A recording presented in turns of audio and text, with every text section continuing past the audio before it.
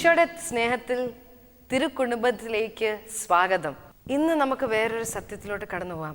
ആദ്യമായിട്ട് എനിക്ക് ഈ സത്യം മനസ്സിലോട്ട് കടന്നു വന്നപ്പം എന്നെ ശരിക്കും ഒത്തിരി ഷേക്കപ്പ് ചെയ്ത് ഒരു സംഭവമായിരുന്നു.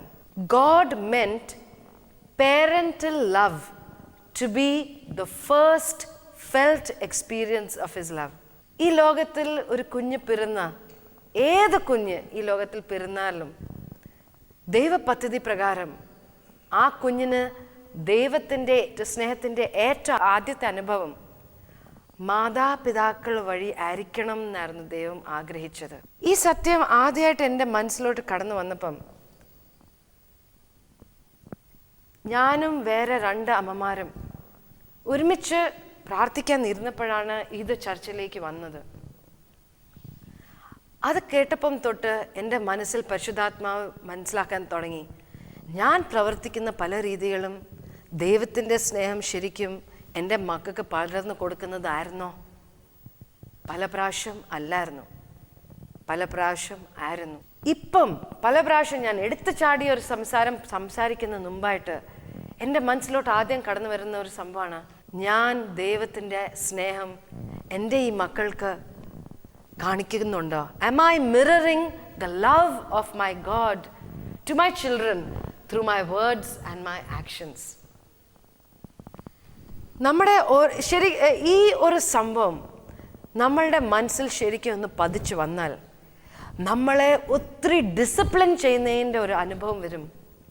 നമ്മൾ പല പ്രാവശ്യം ദൈനിക ജീവിതത്തിൽ കുഞ്ഞുങ്ങളായിട്ട് ഡീൽ ചെയ്യുമ്പോഴത്തേക്കിന്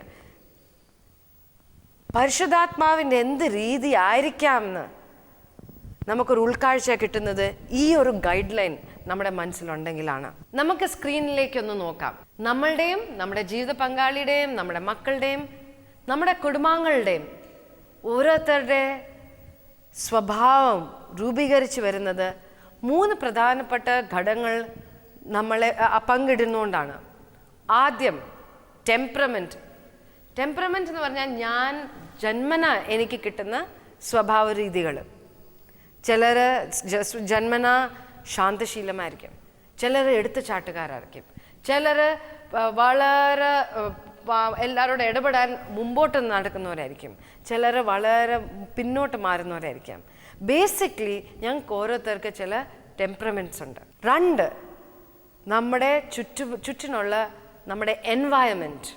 ഇത് നമ്മളെ കുഞ്ഞുനാളെ തൊട്ട്, ഞാൻ പറഞ്ഞു ഗർഭസ്ഥ ശിശു ആകുന്ന അവസ്ഥ തൊട്ട് മരണം വരെ നമ്മളെ ബാധിച്ച് നമ്മുടെ സ്വഭാവത്തിൽ രൂപാന്തരം കൊണ്ടുവരുന്നത്. എസ്പെഷ്യലി നമ്മൾ കൂടുതലും വളർന്നു വരുമ്പോഴത്തേക്കിന് വേറെ ബാക്കി 2നെ കാട്ടി പ്രധാനപ്പെട്ട ഒരു ഘടകമാണ് നമ്മുടെ എൻവയൺമെൻറ്റ്, നമ്മുടെ ചുറ്റുപാട്. 3ാമത്തതാണ് നമ്മുടെ മാതാപിതാക്കളുടെ ആറ്റിറ്റ്യൂഡും സ്റ്റൈലുകളും. അത് നമ്മളെ സ്വാധീനിക്കുന്ന നമ്മുടെ ജനിക്കുന്ന മുമ്പേ തൊട്ട് നമ്മുടെ കുഞ്ഞുനാളത്തെ ആദ്യത്തെ കാലങ്ങൾ, ഒരു 10 വയസ്സിൻ്റെ മുമ്പ് വരെയാണ് ഏറ്റവും പ്രധാനപ്പെട്ടതായിട്ട് നമ്മുടെ മാതാപിതാക്കളുടെ ശൈലികൾ നമ്മളെ സ്വാധീനിക്കുന്നത്. ഇന്നത്തെ എപ്പിസോഡിൽ നമുക്ക് ഈ മാതാപിതാക്കളുടെ ശൈലികളെ പറ്റി കുറച്ചൊന്ന് നോക്കാം. അതോറിറ്റേറ്റീവ് സ്റ്റൈൽ എന്നാണ് സൈക്കോളജിയിൽ പറയാറുള്ളത്. മനഃശാസ്ത്രജ്ഞന്മാർ പറയുന്നത് അതോറിറ്റേറ്റീവ് സ്റ്റൈൽ ആണ് ഏറ്റവും കുട്ടികളെ വളരെ പക്വതയോടെ വളർത്തിക്കൊണ്ടുവരാനുള്ള യോജിക്കുന്ന ഒരു സ്റ്റൈല്. ഈ രീതിയിൽ മാതാപിതാക്കൾ വിശ്വസിക്കുന്ന ഒന്ന്, കുഞ്ഞുങ്ങൾ വ്യക്തിപരമായിട്ട് വളരെ നന്മ നിറഞ്ഞ കുഞ്ഞുങ്ങളാണ്. they are eager to be good and if they are only shown how to be good. അവരെ ആ നന്മയിലുള്ള പാതയിലോട്ട് നയിക്കാൻ, കാണിച്ചു കൊടുക്കാൻ ആരെങ്കിലും ഉണ്ടെങ്കിൽ അവരുടെ നന്മ പുറത്തു വരും എന്നാണ് ഇങ്ങനത്തെ മാതാപിതാക്കൾ വിശ്വസിക്കുന്നത്.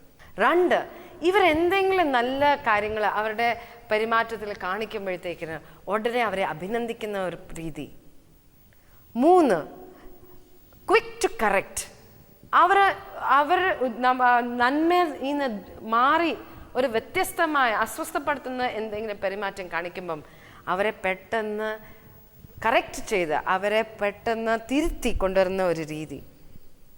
4, വെറും കുറേ റൂൾസ് ഉണ്ടാക്കാതെ എന്തുകൊണ്ട് ഈ റൂൾ, എന്തുകൊണ്ട് ഈ രീതി, എന്തുകൊണ്ട് ഈ നിയമം ഈ വീട്ടിൽ പ്രാവർത്തികമാക്കണം എന്ന് അവർ മനസ്സിലാക്കി കൊടുക്കുന്ന ഒരു ശൈലിയാണ് ഈ മാതാപിതാക്കൾക്ക്. അടുത്തത്, അവർക്കറിയാം കുഞ്ഞുങ്ങൾ വളർന്നു വരുമ്പോഴത്തേക്കിന് പല പ്രാവശ്യം വീഴും, പല പ്രാവശ്യം തെറ്റിക്കും, പല പ്രാവശ്യം ലംഘനങ്ങളുണ്ടാവും. പക്ഷെ മടുക്കാതെ അവർ ആവർത്തിച്ച് ഇവരെ തെറ്റിന്ന് ശരിയിലോട്ട് തിരുത്താനുള്ള ഒരു മനസ്ഥിതി കാണിക്കുന്ന ഒരു രീതി. അടുത്തത്, mistakes R A part of growing up. Mistakes R A part of development. ഈ ഒരു വിശ്വാസത്തിൽ ആണ് ഈ പേരൻസ് ഈ പിള്ളേരെ വളർത്തുന്നത്. മിസ്റ്റേക്സ് ആർക്കും സംഭവിക്കാം. നമ്മൾ ഓരോരുത്തരും നമുക്കറിയാം, നമ്മൾ ആരെങ്കിലും നമ്മളൊരു മിസ്റ്റേക്ക് ഉണ്ടാക്കി കഴിയുമ്പോൾ നമ്മളൊന്ന് തെറ്റിപ്പോകുമ്പോഴത്തേക്കിന് നമുക്ക് എന്തോ ഒരു ആഗ്രഹമാണ് ദാറ്റ് ഈ നമ്മുടെ ചുറ്റിനുള്ളവർ അത് മനസ്സിലാക്കി അതൊരു ബലഹീന നിമിഷത്തിൽ സംഭവിച്ചു എന്നൊന്ന് മനസ്സിലാക്കി നമ്മളെ സ്വീകരിക്കാൻ, സ്നേഹത്തോടെ തിരിച്ച് സ്വീകരിക്കാൻ നമ്മൾ എന്തുമാത്രം കൊതിക്കുന്നു. അതേപോലെയാണ് നമ്മുടെ കുഞ്ഞുങ്ങൾ. അവർക്ക് അവരുടെ അച്ഛനും അമ്മയുടെ കണ്ണിൽ നന്മയുടെ രൂപത്തിലാണ് കാണാൻ ആഗ്രഹിക്കുന്നത്. അപ്പോൾ അവർ തെറ്റിക്കുമ്പോഴത്തേക്കിന് വളരെ ക്രൂരമായിട്ട്, ഹാർഷായിട്ട് പെരുമാറാതെ സ്നേഹത്തോടെ തിരുത്തേണ്ടിയോടത്ത് തിരുത്തി നമ്മൾ മാറ്റുമ്പോഴത്തേക്കിന് അവർ കൂടുതൽ സെക്യൂർ ആവും. ഇങ്ങനത്തെ മാതാപിതാക്കൾ വേറൊരു സംഭവം മനസ്സിലാക്കുന്നു, testing the limits. Testing the limits എന്ന് പറഞ്ഞാൽ ഏത് കുഞ്ഞും ഒരു കാര്യം അവരുടെ രീതിയിൽ ഷാഠ്യം പിടിച്ച് ചെയ്യാൻ ആഗ്രഹിക്കുന്നുണ്ടെങ്കിൽ അവർ തീർച്ചയായിട്ടും അവരുടെ പേരൻറ്റിനെ പരീക്ഷിക്കും. എനിക്ക് എത്ര ദൂരം വരെ എൻ്റെ ഈ അസ്വസ്ഥപ്പെടുത്തുന്ന സ്വഭാവം എനിക്ക് കാണിക്കാൻ പറ്റും എന്ന് അവരൊന്ന് അച്ഛനും അമ്മയെ പരീക്ഷിക്കും. കൂവി വിളിക്കുമ്പം എത്ര കൂവി വിളിക്കാം, ഒരു ഷാഠ്യം പിടിക്കുന്നു എനിക്ക് ഈ സാധനം ഇപ്പം തന്നെ മേടിക്കണമെന്ന്, എനിക്ക് എത്രമാത്രം ഷാഠ്യം പിടിക്കാമെന്ന് ഓരോ കുഞ്ഞ് മനസ്സിൽ കാണുന്നുണ്ട്. അച്ഛനും അമ്മ ഏത് ബ്രേക്കിംഗ് പോയിന്റ് വരെ കൊണ്ടുപോകാൻ പറ്റും. ഈ അച്ഛനും അമ്മ അത് മനസ്സിലാക്കി നേരത്തെ തന്നെ ആ ലിമിറ്റ് സെറ്റ് ചെയ്യും. നമുക്ക് സ്ക്രീനിലോട്ട് ശ്രദ്ധിക്കാം. ഇത് വളരെ പ്രധാനപ്പെട്ട ഒരു കാര്യമാണ്. നമ്മൾ ഏത് ട്രബിൾസമായ കുഞ്ഞിനെ, ഏറ്റവും നമ്മളെ അസ്വസ്ഥപ്പെടുത്തുന്ന കുഞ്ഞാണെങ്കിലും, നമ്മുടെ എല്ലാം കാര്യങ്ങളും അക്ഷരാർത്ഥത്തിൽ അനുസരിക്കുന്ന കുഞ്ഞാണെങ്കിലും, ഒരു കുഞ്ഞിനെ മനസ്സിലാക്കേണ്ടത് the child needs to know that we love him though we don't necessarily love what he is doing. കൊച്ചു ചെയ്യുന്ന കാര്യമല്ല നമുക്ക് ഒരു പക്ഷേ ഇഷ്ടപ്പെടുന്നില്ല, പക്ഷെ കുഞ്ഞിനെ നമ്മൾ സ്നേഹിക്കുന്നു എന്നാണ് ഈ മാതാപിതാക്കൾ എക്സ്പ്രസ് ചെയ്യാൻ ശ്രമിക്കുന്നത്. പല പ്രാവശ്യം നമ്മളിത് മറന്നുപോയിട്ട് നമ്മൾ കുഞ്ഞിനെ നമ്മുടെ ദേശത്തിൽ നമ്മൾ വിധിക്കാറുണ്ട്. കുഞ്ഞിനെ വിധിക്കുമ്പോഴത്തേക്കിന് കൂടുതലായിട്ടും കുഞ്ഞിന് നമ്മളോട് വെറുപ്പ് തോന്നുകയും നമ്മളോട് ധിക്കരിക്കാൻ തോന്നുന്ന ഒരു സ്വഭാവ രീതി വരാൻ തുടങ്ങും.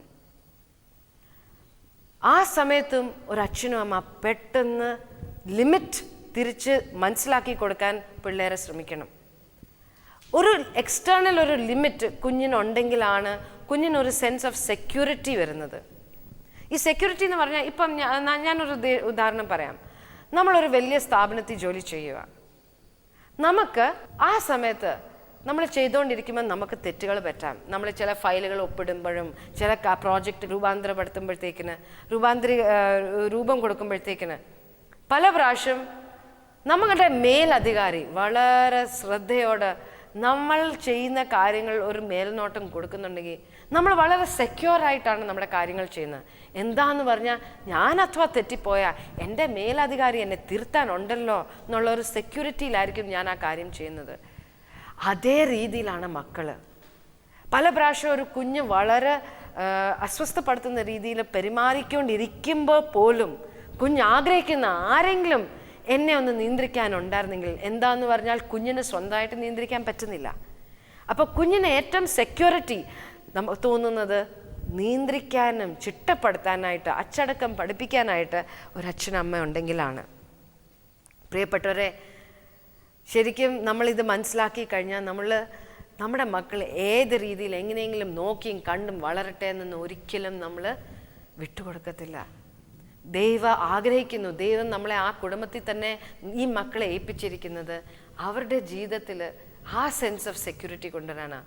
നമ്മുടെ ബാങ്ക് ബാലൻസോ നമ്മൾ അവർക്ക് വേണ്ടി കുറേ വീടുണ്ടാക്കി വെക്കുകയോ നമ്മൾ അവർക്ക് വേണ്ടി വലിയ എഡ്യൂക്കേഷണൽ സ്റ്റാറ്റസ് ഉണ്ടാക്കി വെക്കുന്നതിലല്ല സെക്യൂരിറ്റി.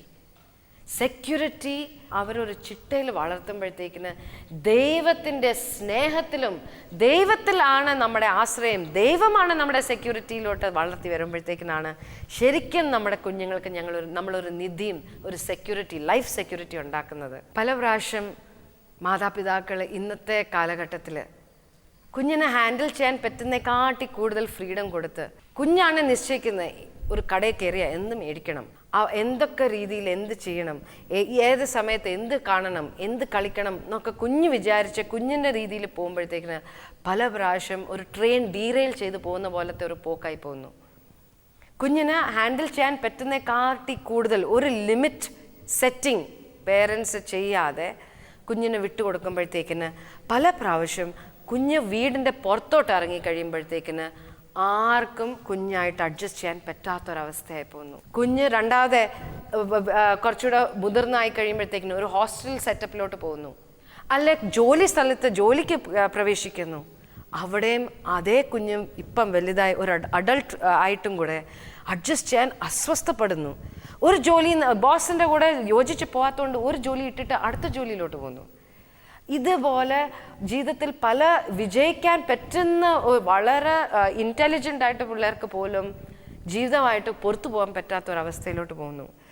കുടുംബ ജീവിതത്തിലോട്ട് പ്രവേശിക്കുമ്പം ജീവിത പങ്കാളിയായിട്ട് അഡ്ജസ്റ്റ് ചെയ്യാൻ പറ്റാത്ത ഒരവസ്ഥ. അതുകൊണ്ട് വളരെ പ്രധാനപ്പെട്ട ഒരു കാര്യമാണ് നമ്മൾ കൊച്ചിലേ തൊട്ട് ഡിസിപ്ലിൻ ചെയ്ത് ലിമിറ്റ് ഇട്ട് കൊച്ചിൻ്റെ ഡിസിഷൻസ് നമ്മൾ എടുക്കേണ്ട ഡിസിഷൻസ് നമ്മൾ തന്നെ എടുത്ത് കുഞ്ഞിനെ വളർത്തുന്ന ഒരു ശൈലിയിലോട്ട് പോകുന്നത്. രണ്ടാമത്, ലിമിറ്റ് സെറ്റിംഗ് ഇല്ലാത്തൊരു കുഞ്ഞിന് എന്താ പറ്റുക? എടുത്തുചാട്ടത്തിൻ്റെ ഒരു പ്രവണത തുടങ്ങും. ചെറിയ കാര്യത്തിനും വലിയ കാര്യത്തിനും നിയന്ത്രിക്കാൻ ആരും ഇല്ലാത്തതുകൊണ്ട് എടുത്തു ചാടുന്ന എല്ലാത്തിനും സാധിക്കാനും അതിലെന്തെങ്കിലും അപകടം പറ്റിയാൽ അതിനെ ഒന്ന് കവറപ്പ് ചെയ്യാനും കൊച്ചിനെ എക്സ്ക്യൂസ് ചെയ്ത് കൊച്ചിന് വേണ്ടി സൊസൈറ്റിയിൽ നമ്മൾ എക്സ്ക്യൂസ് ഉണ്ടാക്കി കൊച്ചിനെ മറച്ചു വെച്ച് ഈ എടുത്തുചാട്ടത്തിൽ വരുന്ന കോൺസിക്വൻസസിനൊക്കെ മറച്ചു വെച്ചിട്ട് പല പ്രാവശ്യം പേരൻസ് മുമ്പോട്ട് പോകുന്നു. കുഞ്ഞ് വളർന്ന് വരുമ്പോഴത്തേക്കിന് സ്കൂളിൽ ചെല്ലുമ്പം മറ്റേ പിള്ളേരായിട്ട് വഴക്കുണ്ടാക്കുന്നു. അവിടെ കുഞ്ഞിന് എങ്ങനെ അത് അഡ്ജസ്റ്റ് ചെയ്ത് ആ സിറ്റുവേഷൻ ഹാൻഡിൽ ചെയ്യുമെന്ന് പഠിപ്പിക്കാതെ കുഞ്ഞ് അത് ആ നിമിഷം ദേഷ്യം വന്നിട്ടാണ് ഇങ്ങനെ ചെയ്ത്, അത് ആ മറ്റേ കൊച്ചിൻ്റെ കുഴപ്പമായിരുന്നു എന്ന് പറഞ്ഞ് നമ്മൾ പല പ്രാവശ്യം എക്സ്ക്യൂസ് ഉണ്ടാക്കുമ്പം നാളെ ഇതേ കുഞ്ഞ് വലുതായി ഒരു അഡൾട്ടായി കഴിയുമ്പം നമ്മൾ എത്രമാത്രം എക്സ്ക്യൂസസ് ഉണ്ടാക്കാൻ പറ്റും? നമ്മൾ എത്രമാത്രം അവരെ ജീവിതത്തിൻ്റെ യാഥാർത്ഥ്യങ്ങളിൽ നിന്ന് മറച്ചു വെക്കാൻ പറ്റും?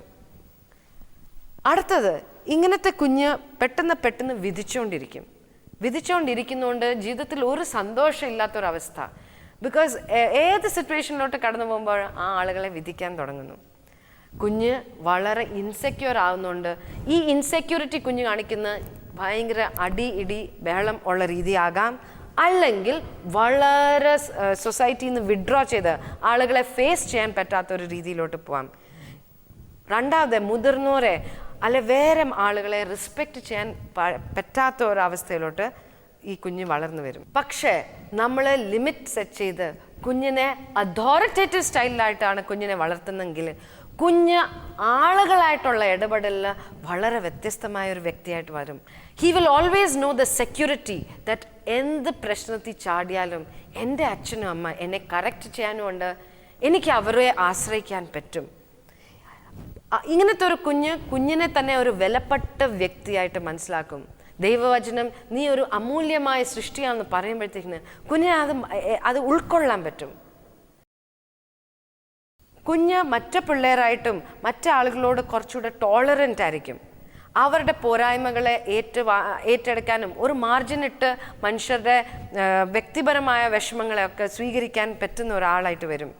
ഏറ്റവും കൂടുതൽ ഇങ്ങനത്തെ ഒരു കുഞ്ഞ് അതോറിറ്റേറ്റീവ് പേരൻറ്റ്, വളരെ ലിമിറ്റൊക്കെ സെറ്റ് ചെയ്ത് ഡിസിപ്ലിൻ ചെയ്ത് ചിട്ടകൾ വളർത്തുന്ന ഒരു പേരൻറ്റ് ശരിക്കും ദൈവത്തിൻ്റെ സ്നേഹം കുഞ്ഞിനെ കാണിക്കുന്നുണ്ട്. കുഞ്ഞ് വളർന്നു വരുമ്പം ദൈവസ്നേഹത്തിനെ പറ്റി പഠിക്കുമ്പം ദൈവപിതാവിനെ പറ്റി പഠിക്കുമ്പം കൂടുതൽ കുഞ്ഞ് അങ്ങനത്തെ ഒരു പേരൻ്റായിട്ട് ഐഡൻറ്റിഫൈ ചെയ്യാൻ പറ്റും. പക്ഷേ നമുക്കെല്ലാവർക്കും അറിയാം, പൗലോസ് അപ്പോസ്തലൻ റോമാക്കാർ അധ്യായത്തിൽ പറയുന്ന പോലെ I do not do the good I want to do, but I do the very evil that I do not want to do. പ്രിയപ്പെട്ടവരെ, നമ്മൾ പേരൻസിനറിയാം നമ്മൾ എന്തുമാത്രം ആഗ്രഹിക്കുന്നു അല്ലേ, നമ്മുടെ മക്കളെ ഇതേ രീതിയിൽ വളർത്താനായിട്ട്. പക്ഷെ നമ്മളെ കൊണ്ട് നമ്മുടെ വ്യക്തിപരമായ വീക്ക്നെസ്സസ് ഉള്ളതുകൊണ്ട്, നമ്മുടെ ബലഹീനതകളുള്ളതുകൊണ്ട്, നമ്മുടെ പ്രവണതയിലുള്ള പല പ്രത്യേകതകളുണ്ട്, പല പ്രാവശ്യം നമുക്ക് ഈ അതോറിറ്റേറ്റീവ് പേരൻറ്റ്, ദൈവം ആഗ്രഹിക്കുന്ന, ദൈവം നമുക്ക് നിയമിച്ചിരിക്കുന്ന അതോറിറ്റി നമ്മൾ ഉപയോഗിച്ച് ദൈവത്തിൻ്റെ രീതിയിൽ വളർത്താൻ പറ്റാത്തൊരവസ്ഥ. നമുക്ക് നമ്മുടെ പേരൻസിനെ ആണെങ്കിലും നമുക്കറിയാം, നമ്മുടെ തന്നെ അച്ഛനും അമ്മ എന്തുമാത്രം നമ്മുടെ നന്മ ആഗ്രഹിച്ച് കാണും. അവർക്ക് ചില ബലഹീനതകൾ ഉണ്ടാകാം. ഞാൻ കണ്ടിട്ടുണ്ട്, ഞങ്ങളുടെ ഹോസ്പിറ്റലിൽ പോലും മദ്യപാനത്തിൽ നിന്ന് മാറാനായിട്ട്, മദ്യത്തിൻ്റെ ആ ഒരു അടിമയിൽ നിന്ന് മാറാനായിട്ട് വരുന്ന പല വ്യക്തികൾ, ഡ്രഗ്സിൻ്റെ അടിമയിൽ ആയിരിക്കുന്ന പല വ്യക്തികൾ ഇതിൽ നിന്ന് മാറാനായിട്ട് വരുമ്പോഴത്തേക്കിന് അവർ പറയാറുണ്ട്, ഡോക്ടറെ ഞാനൊരു മദ്യപാനിയാണ്, ഞാനൊരു ഡ്രഗ് അഡിക്റ്റ് ആണെങ്കിലും ഞാനിങ്ങനെ ആകാൻ ആഗ്രഹിച്ചില്ലായിരുന്നു. ഞാൻ എന്നും ദുഃഖിക്കുന്നു, എൻ്റെ മക്കളുടെ മുമ്പിൽ ഞാൻ ഒരു വിരൂപമായ മനുഷ്യനായിട്ട്, ഒരു അച്ഛനായിട്ടല്ല, ഒരു വിരൂപമായ മനുഷ്യൻ, ഒരു ആനിമലായിട്ടാണ് പല പ്രാവശ്യം എൻ്റെ മക്കളുടെ മുമ്പിൽ ഞാൻ ആയിരിക്കുന്നത്. ആ അവസ്ഥയിൽ വിഷമിക്കുന്ന ഒരു അച്ഛന് പോലും ആഗ്രഹിക്കുന്നത് കുഞ്ഞിൻ്റെ നന്മ തന്നെയാണ്. നമുക്ക് സ്ക്രീനിലോട്ട് നോക്കാം. നമ്മൾ ആയിരിക്കുന്ന മാതാപിതാക്കൾക്ക് എന്തൊക്കെ രീതിയിലാണ് പിരിമുറുക്കങ്ങൾ വരുന്നത്. ഒന്ന്, സമയത്തിൻ്റെ പ്രഷർ. എപ്പോഴും 24 മണിക്കൂർ പോരാ എന്ന് തോന്നുന്ന ഒരു കാലഘട്ടത്തിലാണ് നമ്മൾ ജീവിക്കുന്നത്.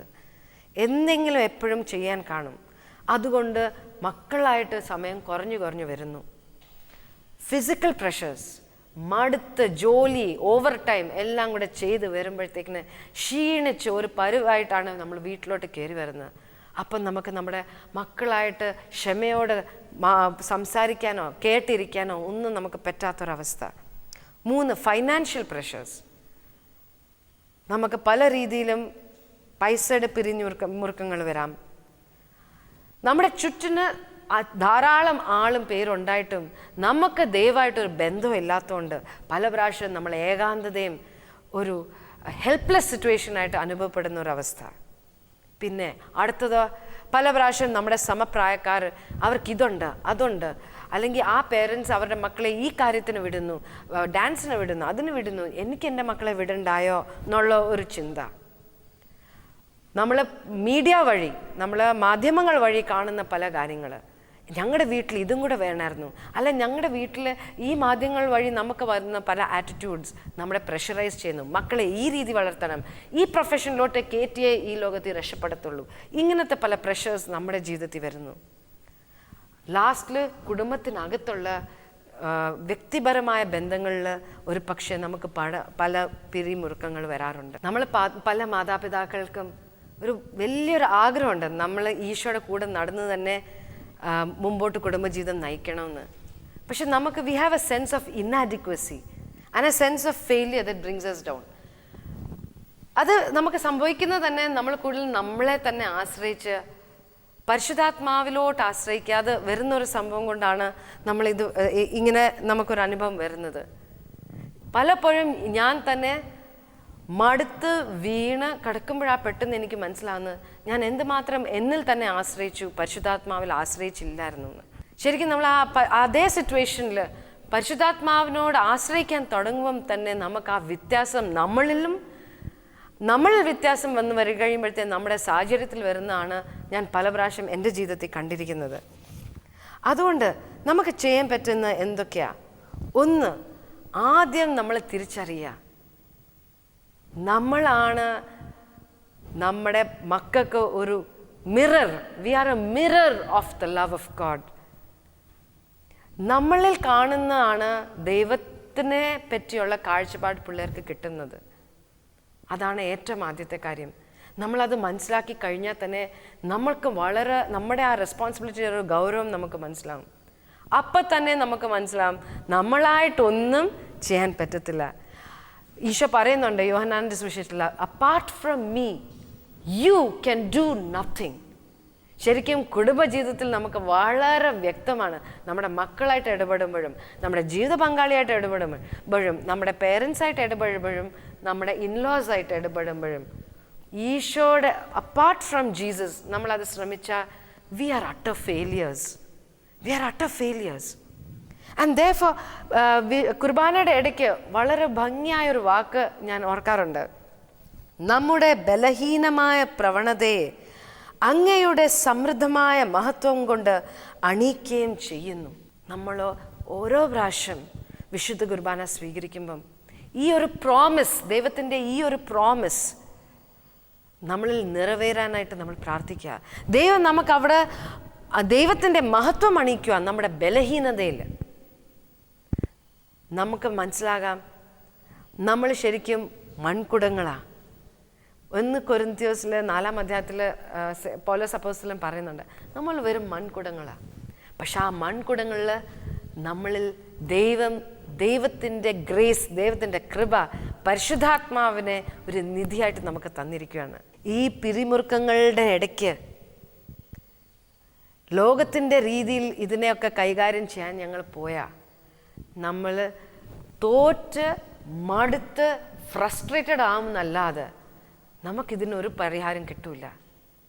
പക്ഷെ നമുക്ക് മനസ്സിലാക്കാം, ബലഹീനരായ നമ്മളെയാണ് ദൈവം ഈ മക്കളെ വളർത്താൻ തന്നിരിക്കുന്നെങ്കിൽ അത് ദൈവത്തിൻ്റെ കൂടെ കോ പാർട്ട്ണർ ചെയ്തിട്ട് ചെയ്യാൻ വേണ്ടിയിട്ട് തന്നെയാണ് നമുക്ക് മനസ്സിലാക്കാം. ധാരാളം അച്ഛനും അമ്മമാർ പറയും, അവർ വളരെ വലിയ വലിയ പ്രോബ്ലം ബിഹേവിയേഴ്സ് അവരുടെ മക്കളിൽ കണ്ട് പല രീതിയിൽ അത് മാറ്റാൻ ശ്രമിച്ചിട്ടും അവസാനം കർത്താവേ ഞങ്ങളെ കൊണ്ട് പറ്റുന്നില്ല എന്ന് സ്വീകരിച്ച് ഈശോയിൽ ആശ്രയിക്കാൻ തുടങ്ങിയപ്പോഴത്തേക്കിന് ആ വിഷമിക്കുന്ന, ദേഷ്യം കാണിക്കുന്ന, വളരെ അസ്വസ്ഥപ്പെടുത്തുന്ന കുഞ്ഞിനെ ദൈവത്തിൻ്റെ കണ്ണി കൂടെ കാണാൻ തുടങ്ങിയപ്പോഴേ അവർക്ക് ആ കുഞ്ഞിനെ സ്വീകരിക്കാൻ പറ്റി. ദൈവത്തിൽ നിന്ന് ആ കൃപ കിട്ടി. ഒരു വളരെ ഒബീഡിയൻ്റ് ആയിട്ട് വെൽ ബിഹേവ്ഡ് ആയിട്ടിരിക്കുന്ന കുഞ്ഞിനെ സ്വീകരിക്കാൻ എല്ലാവർക്കും വളരെ എളുപ്പമാണ്. പക്ഷേ നമ്മളെ അസ്വസ്ഥപ്പെടുത്തുന്ന, നമ്മൾക്ക് പല പ്രാവശ്യം തോന്നും, ദൈവമേ ഇതെന്താ ഞാൻ ഈ കാണുന്നതെന്ന്. ആ കുഞ്ഞിനെ സ്നേഹിക്കാനാണ് ദൈവം നമ്മളെ വെല്ലുവിളി വിളിക്കുന്നത്. നമുക്കതാണ് ദൈവത്തിൻ്റെ ഒരു വെല്ലുവിളി. That cannot be only by human will power. It can only be by copartnering with the Holy Spirit. ഈശോയുടെ ഈ വെല്ലുവിളി സ്വീകരിച്ച് നമുക്ക് ഓരോരുത്തർക്കും പരിശുദ്ധാത്മാവിൻ്റെ കൂടെ പങ്കാളിയായിട്ട്, അച്ഛനും പങ്കാളിയായിട്ട്, അമ്മയും ഈശോയുടെ പരിശുദ്ധാത്മാവിൻ്റെ പങ്കാളിയായിട്ട്, let us raise a generation who loves Jesus Christ. ഈ എപ്പിസോഡിൻ്റെ അവസാനത്തേക്ക് നമ്മൾ എത്തിയിരിക്കുന്നു. നമുക്ക് പ്രാർത്ഥിക്കാം, നമുക്ക് ചിന്തിക്കാം, പരിശുദ്ധാത്മാവിന് നമ്മളിൽ പ്രവർത്തിക്കാൻ വേണ്ടിയിട്ട് ദൈവത്തിൻ്റെ സ്നേഹം നമ്മുടെ മക്കൾക്ക് പകരാൻ വേണ്ടി നമുക്ക് തയ്യാറെടുക്കാം. ഈശോയുടെ നാമത്തിൽ, ഈശോയുടെ മഹത്വത്തിന് വേണ്ടി നന്ദി.